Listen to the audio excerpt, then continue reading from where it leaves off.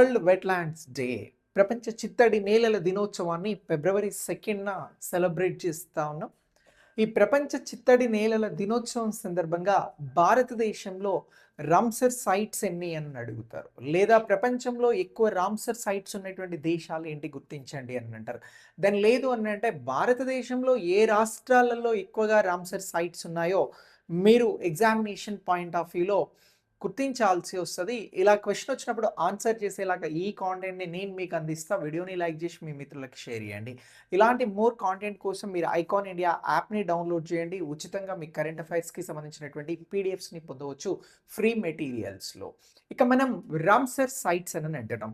ఇరాన్లో రామ్సర్కి సంబంధించినటువంటి ప్రాంతంలో చిత్తడి నేలల పరిరక్షణ కోసం ఒప్పందం అనేటువంటిది 1971 ఫిబ్రవరి 2న జరిగినది.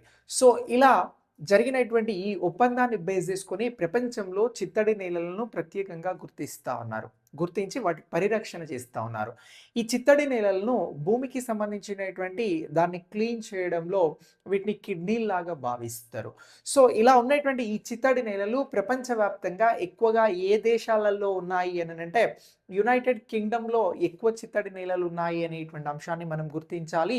ఆ తర్వాతి స్థానంలో మెక్సికో ఉంది అనేటువంటి అంశాన్ని గుర్తించాలి. ఆ తర్వాతి స్థానంలో భారత్ ఉంది అనేటువంటి అంశాన్ని గుర్తుంచుకోవాలి. భారతదేశంలో ఎన్ని చిత్తడి నేలలు ఉన్నాయి అని అంటే భారత్లో మొత్తం 98 చిత్తడి నేలలు వెట్లాండ్స్ గుర్తించబడ్డాయి అనేది ఇంపార్టెంట్. భారతదేశంలో మళ్ళీ ఏ రాష్ట్రాలలో ఎక్కువగా వెట్లాండ్స్ ఉన్నాయి అని అడుగుతారు. అలా అడిగితే భారతదేశంలో ఎక్కువగా తమిళనాడులో వెట్లాండ్స్ ఉన్నాయి 20 అని చెప్పేసి గుర్తుంచుకోవాలి. ఆ తర్వాతి స్థానం ఉత్తరప్రదేశ్కి ఉంది.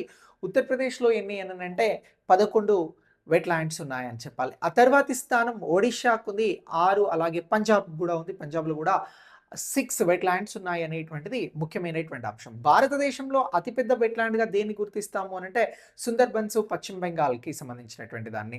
భారతదేశంలో ఆంధ్రప్రదేశ్కి సంబంధించి ఏదైనా చిత్తడి నేల ఉందా అని అంటే ఎస్ ఉంది, వెట్లాండ్గా కొల్లేరు సరస్సును గుర్తిస్తా ఉన్నాం.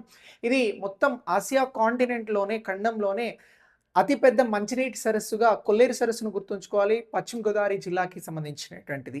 ఇక నెక్స్ట్ భారతదేశంలో మొట్టమొదటిసారి గుర్తించబడినటువంటి వెట్లాండ్ ఏది అని అంటే చిలికా వెట్లాండ్ అని గుర్తుంచుకోవాలి. ఇది ఒడిషాకి సంబంధించి. సో ఇలా వెట్లాండ్స్కి సంబంధించినటువంటి కాన్సెప్ట్ వస్తే ఇవన్నీ కూడా ముఖ్యమైనటువంటి అంశాలు. ప్రస్తుతం భారతదేశంలో 98 వెట్లాండ్స్ ఉన్నాయి అనేది ప్రధానమైనటువంటి అంశం. ఈ కాంటెంట్ మీకు నచ్చినట్లయితే వీడియోని లైక్ చేసి మీ మిత్రులకు షేర్ చేయండి. మోర్ కాంటెంట్ కోసం ఐకాన్ ఇండియా యాప్ని డౌన్లోడ్ చేయండి. ఈ ఛానల్ని ఫాలో చేయండి. మీకు ఎప్పటికప్పుడు కొత్త అంశాలు నేను అందిస్తాను. Thanks for watching.